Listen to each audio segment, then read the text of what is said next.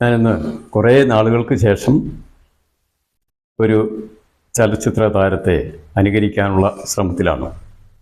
മലയാളികളുടെ പ്രിയങ്കരനായ ഒരിഷ്ടതാരം, പരസ്യ ചിത്രങ്ങളുടെ സംവിധാന രംഗത്ത് ലോകം കീഴടക്കിയ മഹാനായ സംവിധായകൻ.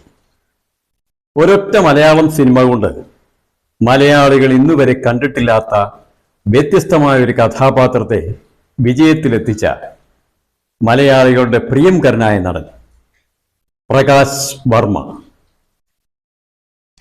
നീ ആരെയാടാ പേടിപ്പിക്കുന്നേ? എന്നെ ജോർജ് സാർ ഇവിടെ വന്നിട്ടുണ്ട്. ദേ ജോർജ് സാർ ഇവിടെ ഇങ്ങനെ നിൽക്കുന്നുണ്ടേലേ, നീ ജോർജ് സാറിനെ പറ്റി കുറേ അറിയാനുണ്ടനിയാ. നീ കഴിക്കാതെ വെച്ചോണ്ടിരിക്കുക.